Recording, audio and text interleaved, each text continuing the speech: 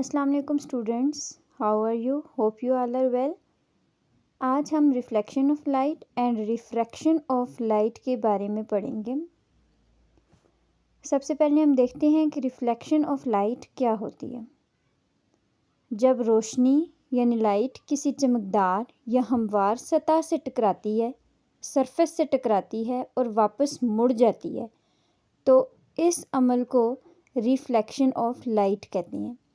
जैसा कि एक डायग्राम बनाई गई है और इस डायग्राम में ज़ाहिर है कि रोशनी की एक किरण यानी एक रे ऑफ लाइट एक सरफेस से टकरा रही है और वापस पलट रही है। तो ऐसे प्रोसेस को या इस अमल को हम रिफ्लेक्शन ऑफ लाइट कहते हैं।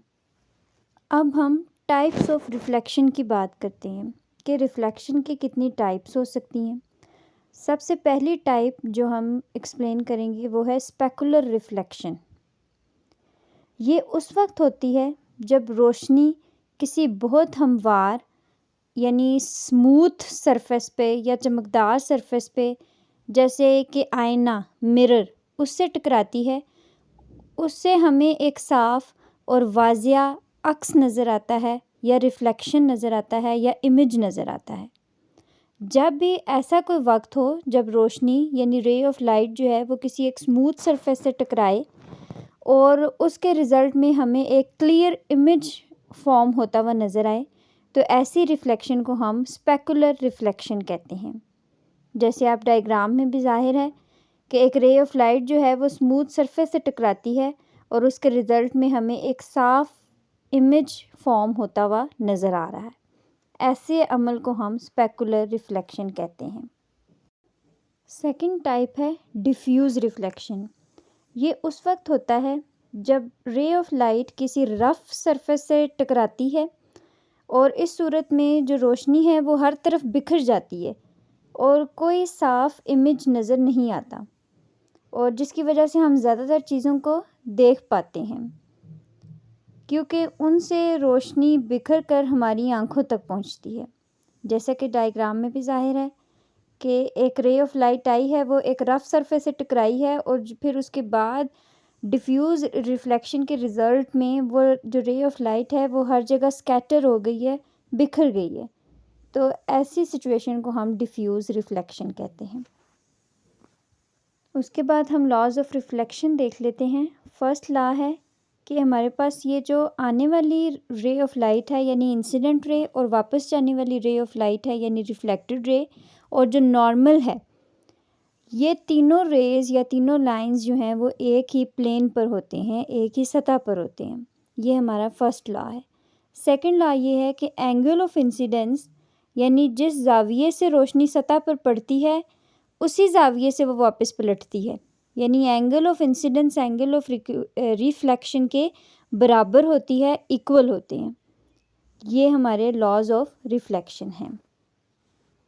इसके बाद आपको कुछ एग्जांपल्स दिखाई जा रही हैं जिसमें एक आदमी है, वो मिरर के आगे खड़ा है और उसमें उसका रिफ्लेक्शन नज़र आ रहा है, और ये स्पेकुलर रिफ्लेक्शन है ऑब्वियसली बिकॉज़ आपको जो इमेज है वो एक क्लियर इमेज फॉर्म होता हुआ नज़र आ रहा है।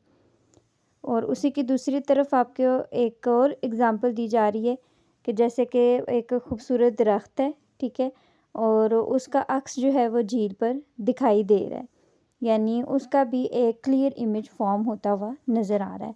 ये एक दो आपके पास जो है वो डेली लाइफ के एग्ज़ाम्पल्स हैं जिसमें रिफ्लेक्शन ऑफ लाइट क्लियरली नज़र आ रहा है। अब हम रिफ्रैक्शन ऑफ लाइट को एक्सप्लेन करते हैं। रिफ्रैक्शन किसे कहते हैं? जब रोशनी एक शफाफ चीज़ से गुज़रकर किसी दूसरी शफाफ चीज़ में दाखिल होती है तो वो अपनी सीधी राह से मुड़ जाती है। रोशनी के इस मुड़ने या झुक जाने को रिफ्रैक्शन ऑफ लाइट कहते हैं। रिफ्रैक्शन होता क्यों है? रोशनी की रफ्तार हर चीज़ में एक जैसी नहीं होती। जब ये एक चीज़ से दूसरी चीज़ में दाखिल होती है तो उसकी रफ्तार बदल जाती है और इसी रफ्तार में तब्दीली की वजह से रोशनी अपनी राह से मुड़ जाती है। अब जिस मुड़ने की हम बात कर रहे हैं या बेंडिंग की बात कर रहे हैं, उसकी डायरेक्शन क्या होगी? अगर ray of light less dense medium से हाई डेंस मीडियम में जा रही है तो क्या होगा कि हमारे पास ये जो रे ऑफ लाइट है वो नॉर्मल यानी सतह पर खींची गई सीधी लाइन की तरफ झुक जाती है। और अगर रे ऑफ लाइट हमारे पास हाई डेंस मीडियम से लेस डेंस मीडियम की तरफ जा रही है तो वो नॉर्मल से दूर हो जाती है। आपको डायग्राम में ये चीज़ वाज़िया नज़र आ रही है। अब कुछ की टर्म्स हैं। वो रे ऑफ लाइट जो बाउंड्री की तरफ आ रही हो उसको इंसिडेंट रे कहते हैं। वो रे ऑफ लाइट जो बाउंड्री से गुजरकर मुड़ गई हो उसको रिफ्रैक्टेड रे कहते हैं।